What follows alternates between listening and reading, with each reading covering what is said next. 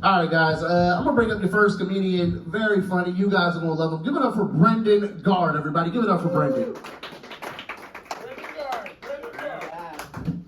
Okay, what's up? Gonna make some people uncomfortable. There's some children here, so I'm gonna not do the pedophile jokes. At the start. At the start. So I hate going to the doctor, so I started living my life by the phrase, an apple a day keeps the doctor away. But boy, these iPhones are getting expensive. The iPhone 6S is my favorite flavor, but the iPhone 13 Plus is a good pie phone. I think the reason why the children of pilgrims were so well behaved was because they were scared of getting disciplined. Like, oh no, Papa's taking the belt off of his hat. Quit smoking weed, but my dealer keeps hitting me up. It's getting out of control. He started sending me holiday cards. Oh. He sent me one for Christmas that said, warm up this holiday season with some weed. Then he sent me one for Valentine's Day that said, you love weed. He just sent me an early Thanksgiving card that says, gobble gobble, weed. Okay. Darkness.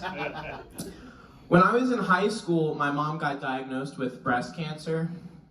When we went to the hospital, we went to the store that's inside of the hospital that sells all of the cancer gear. And my mom put on a beret-style cancer hat, and she said, bonjour, I have cancer. Yeah. She had fun saying that for a few months. When I was young, I was really sex positive. I learned about condoms, consent, cum. But my understanding was that cum was like little U's. So naturally, I thought black people had black cum. When I found out black people had white cum, I was so embarrassed. Boy, was my face white.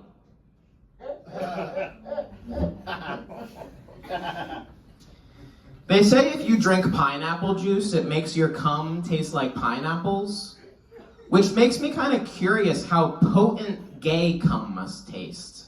Because when they eat, they must be like, that really tastes like cum.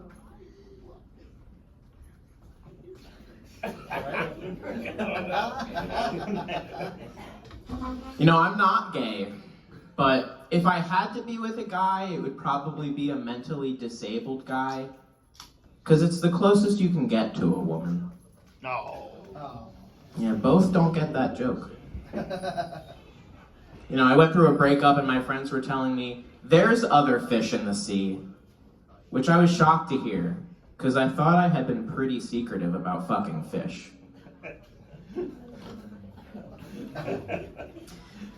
I'm pretty premonitious about my dreams. So when I had a dream that my ex was trans, I knew they were gonna kill themselves.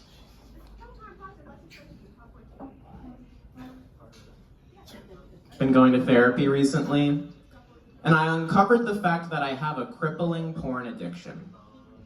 It's not healthy, but I just love masturbating to people breaking their legs.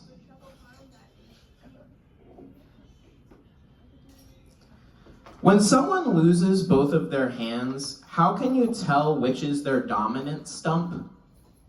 Like, do you ask them, which stump do you use to write your name?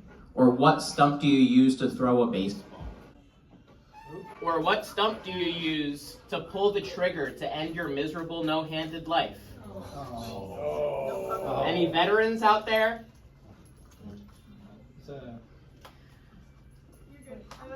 Social media is getting out of control these days. I'm scrolling, it's like titty picture, dead fucking Gaza kid, titty picture. How am I supposed to masturbate with all of these titty pictures in the way? Shout out to Benjamin Netanyahu for the endless content, by the way. Here's my Drake Bell joke. You guys familiar with Drake Bell, right? You're younger. He's letting them fly. Did you know that the thing that clangs around in a bell is called the clapper? So do you think the Nickelodeon executive used his dick like a clapper when he rang Drake's bell? And we'll close with the abortion stuff. It's your favorite. I have a very conservative, very religious, very pro-life cousin who's very barren.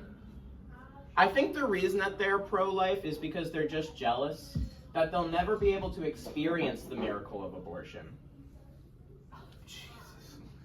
And I have a cousin who had to go to the hospital recently. They had a miscarriage.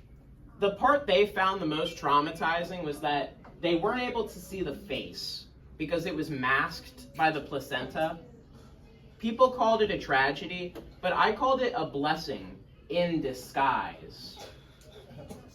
And lastly, this is my new most fucked up joke, Eric. Fuck, marry, kill. First, second, and third trimester fetus. I'll go first.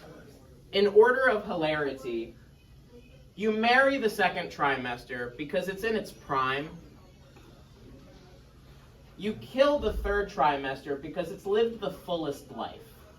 It has the least potential. And you fuck the first trimester because it's the tightest. Brendan Guard.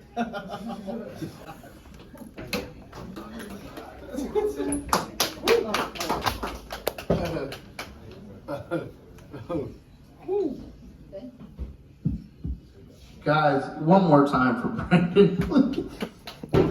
Brendan, I admire your courage for he let them motherfuckers fly.